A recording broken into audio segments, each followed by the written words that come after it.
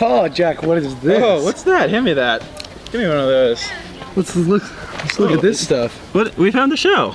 Is this the show? Dude, look, it says the show. It says Tiny Table Talks with Jack and Tia. Or as I like to call it, TTTWJ&T. Huh. And before we start, I've got a special announcement. I'm wearing my Wednesday socks. Look at that. It's a Thursday, but I'm still wearing them. It all adds up. It is Thursday, right? Yes, it is. Okay, good. Now, let's start with the summary.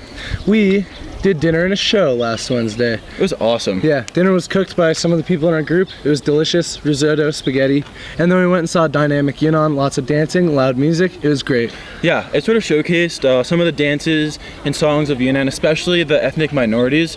One of the ones I really liked was the E minority. They had some really, really cool songs and dances. Very non-Western. I say, like nothing at all like what I was used to. Yeah, it was super cool. fun. Thursday we did some more independent study project things. I got to go to a Buddhist temple.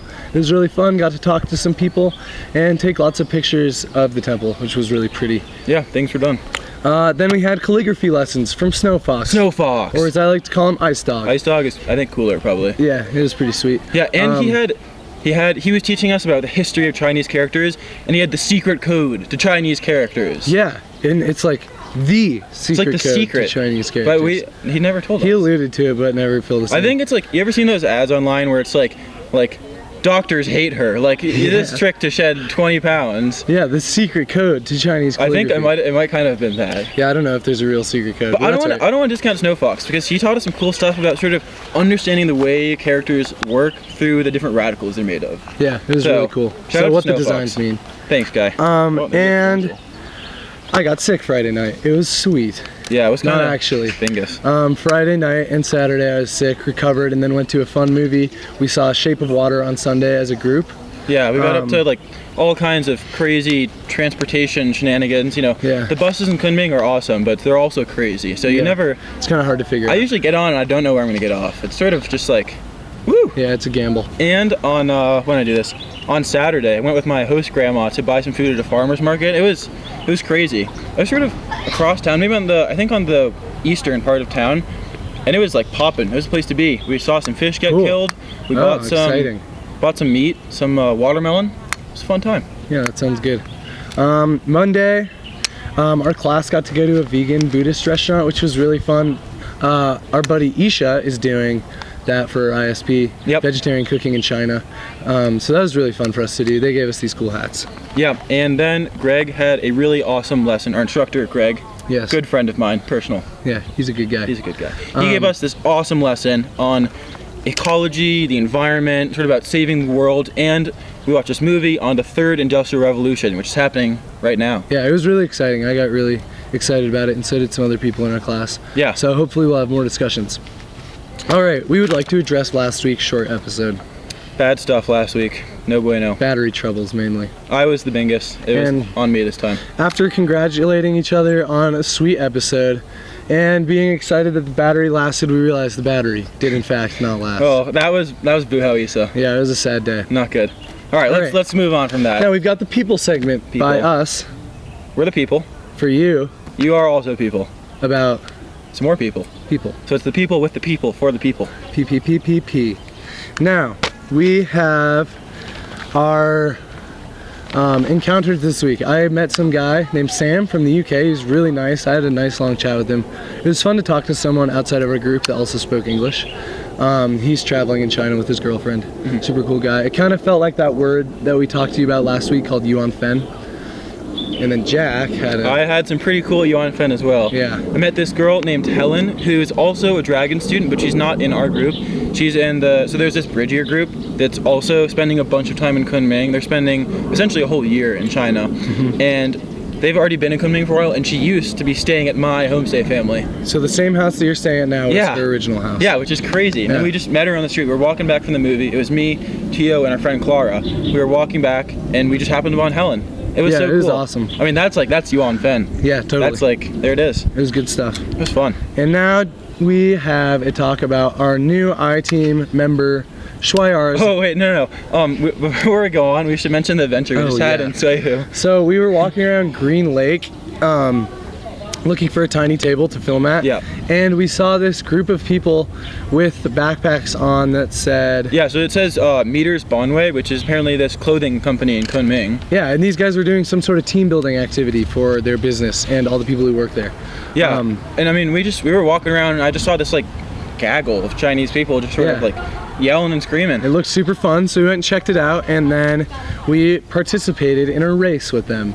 Yeah. It kind of looked like this. Yeah, let's show them what it looks like. You do this, Yeah, so which you get this one, this, right? and then this. And then 1, 2, 1, 2, 1, 2, 1, 2, 1, 2. There it is. Not the most effective way to travel, but it was all right. My team didn't do very well. That's okay. I think my team won, but it's hard to tell with these things. Yeah, it was hard to tell. There's no real way of It was knowing. really fun though.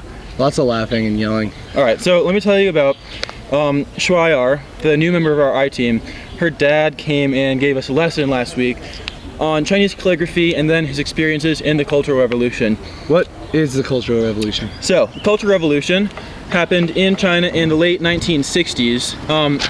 So Mao Zedong was a leader at that time, and he's got this whole idea of continuous revolution, which is going to sort of purify the Chinese people. So we've got the old enshrined Chinese society, and the Cultural Revolution is going to just get rid of that, and then we're going to have this new pure Chinese society that's sort of just got the enshrined values of communism. Yeah, so I've heard that like people were to kind of disregard teachers, people of power. Yeah. So essentially what it did is it ushered in years of chaos in China.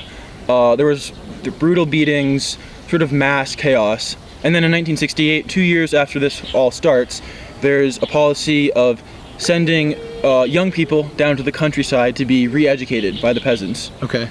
So that's essentially what it meant, is that the young students would go live in the countryside and be farmers for a few years. Okay, And so sort learn of that part of life. Yeah, and the idea was that the young students, who were mostly from the city, would sort of absorb the revolutionary ideas of the peasantry. They were Okay, sort so of how to the work hard. foundation. Yeah. Okay. Like they like, the idea is like, the peasants, they've got it. Like, what are they doing? We got to do it. Okay. And so Schreier's dad did that in the Cultural Revolution. Later, he came back and he chronicled his time there through 50 paintings, and he and Schreier brought 11 of them to show us, which was really, really cool. Yeah, they're beautiful. So it's a white piece of paper and then a tanner section of the paper, and then the paintings would be drawn on that discolored piece of paper. Yeah. And it was really beautiful. They're very simple but very powerful. Yeah, it's not really a very photorealistic painting, but it almost feels more powerful because it's not. I can sort of feel the story behind it. And what was really awesome was that for each painting, Schreier's dad would give us the story behind the painting with Schreier's help as translator. Yeah. So I really felt like I could engage with each piece of work. I sort of knew what was going on. Yeah, it was really cool to hear these stories. I don't know much about the Cultural Revolution, and it was really fun to hear someone's firsthand experience.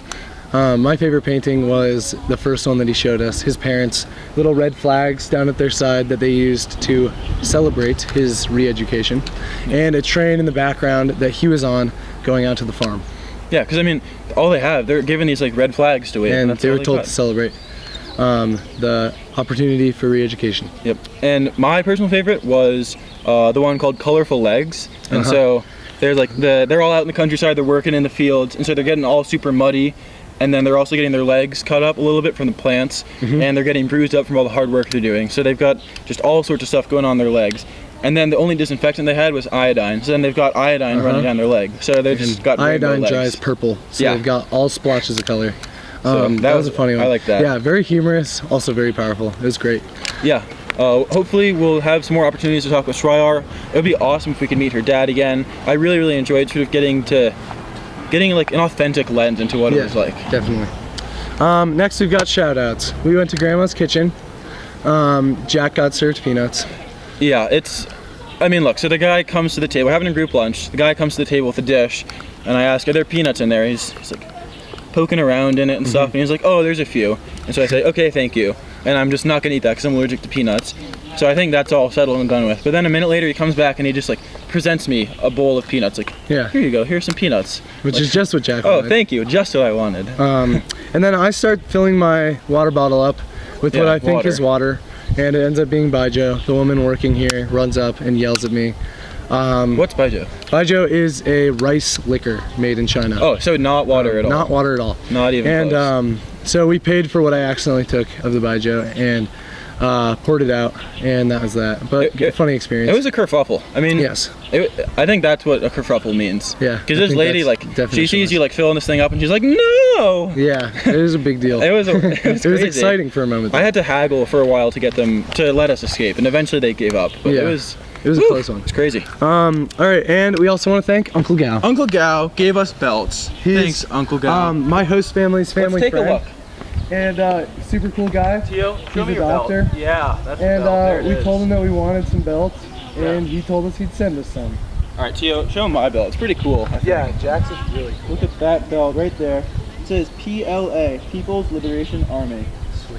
That's the belts.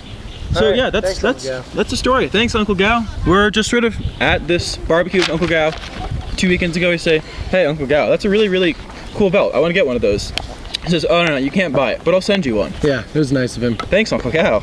Next, we've got Kristen's Crazy Cranium Crackers. Oh, before we go on to that, I want to talk about the food of the week, which comes from the vegan Buddhist restaurant that we had a cooking class at on Monday.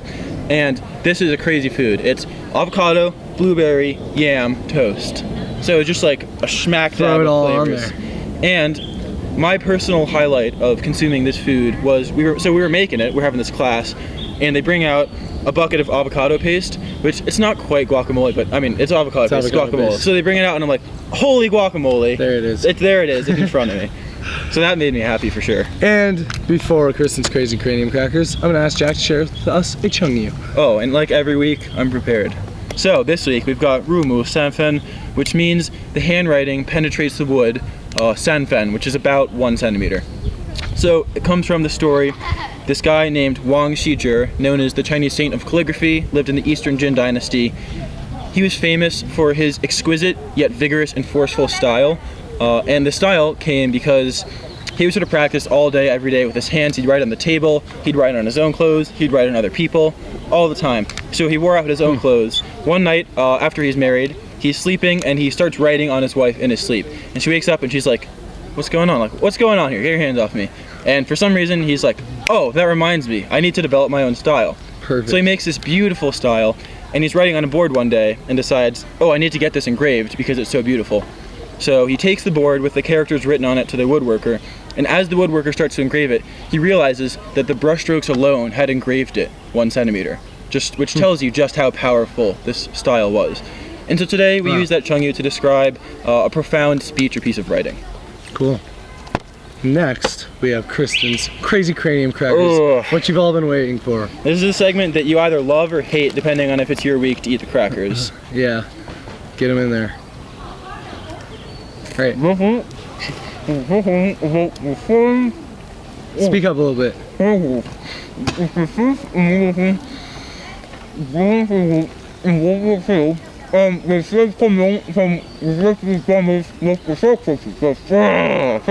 yeah.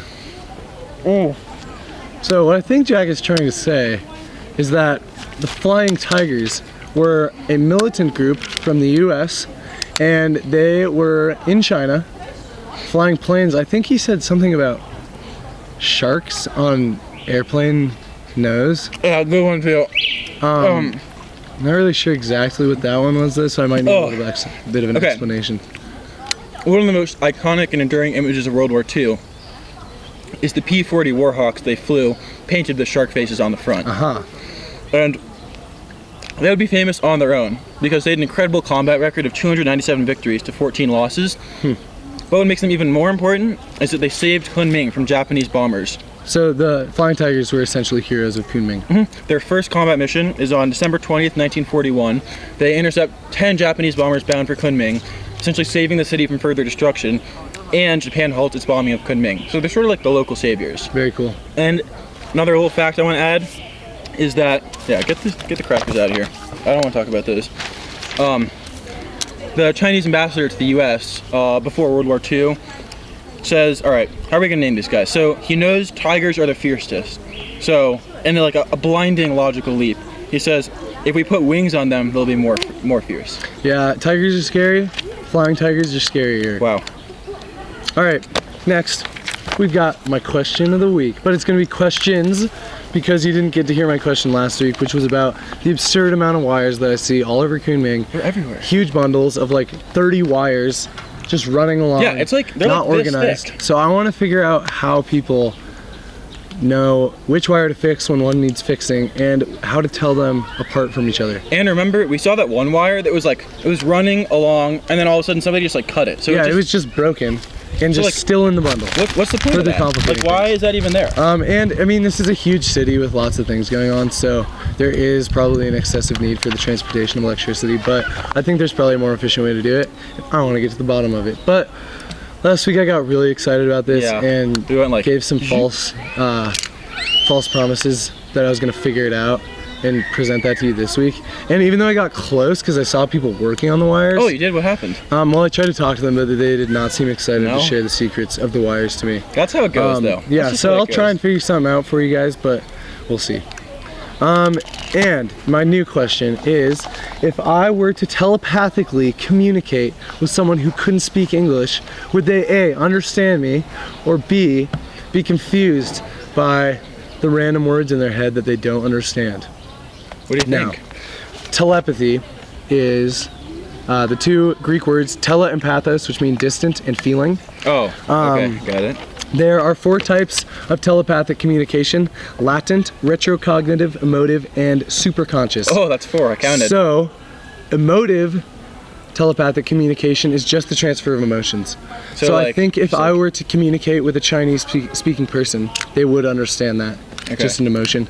No language involved. Okay. And then superconscious involves all of the knowledge in human history. So the two people that are telepathically communicating both have limitless amounts of knowledge at their hands, which leads me to believe that they would be able to understand each other due to the fact that they know all Like, languages. all of it? All of it. Whoa. Yeah. Oh, I need to sit down. Too bad there's no scientific. Good thing I'm already sitting no down. scientific proof that telepathy works, because that sounds crazy. Oh, man. Now, Wow. also, Dr. X from X-Men totally doesn't matter if they can speak his language. That guy's a G.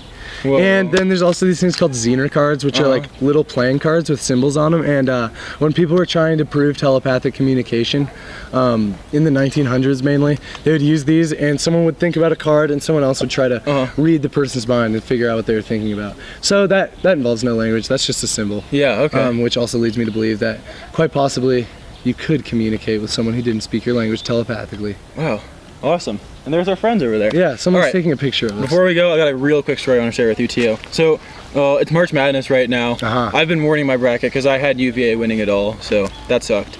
But I got my host brother in China to also make a bracket, and he's super Buffs. into it. It's hilarious. Every day I get home and he's like, hey, Guga, like how many points do I have? So we go on and look at it, and he's only 10 points behind me. Good for him. So it's been fun. And last enough. night at dinner, I was trying to explain what the Sweet 16 is, and I don't think they got it because there's no alliteration between Sweet and 16 in China. So they're just like, what's going on? Why call it that? But I think he likes it, so Good. it's been good. I'm glad you shared that with him.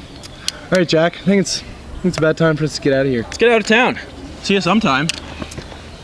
See you later, guys.